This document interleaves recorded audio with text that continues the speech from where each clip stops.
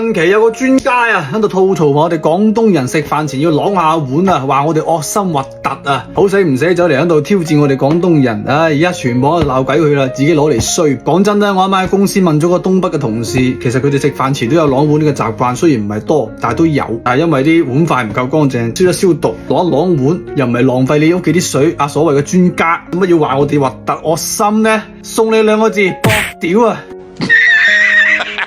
真係攞嚟搏屌嘅呢條咁嘅友仔，所以話咧呢啲咁嘅所謂嘅專家咧就係專門攞嚟坑人嘅專家啊！所以大家真係專家啲嘢少聽幾句啦。講翻我哋廣東人嘅習慣啦，食飯前啷碗啦，其實呢個真係由細到大一個習慣嚟嘅啫。出邊啲消毒公司啊，啲碗筷啊，你飲茶食飯都知嘅啦。你唔啷佢咧，摸落去就有陣油嘅，同埋有啲邋遢嘅。多多少少你又話心理作用又好，你話真係唔夠乾淨又好，呢個就我哋由細到大一個習慣嚟嘅啫。專家朋友，你可以唔理解，亦都可以唔啷都冇問題。但係你可唔可以唔好去攻擊我哋呢個文化，呢個飲食嘅一個文化呢？你可以食飯唔啷噶，冇人話你噶，我哋又唔會屌你嘅，係咪？但係你調轉嚟鬧我哋，話我哋呢個習俗係惡心啊性咁，我接受唔到咯。我又冇使你屋企嘅水錢係嘛？你咁緊張做咩嘢？你食飯你嚟廣東飲茶食飯唔啷咪唔啷都冇所謂噶，發啲咁嘅嘢上嚟等大家屌鳩你，唉，真係都唔知專家腦係裝屎定裝咩？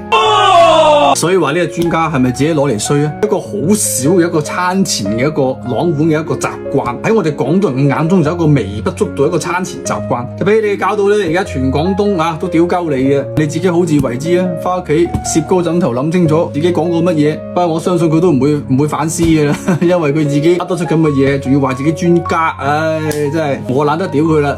你哋有咩想發表嘅評論區發表下啦，唉，反正呢條友已經網上已經俾人炮轟噶啦，唉，個碗都俾人話核突嘅，撩邊專家，撩邊。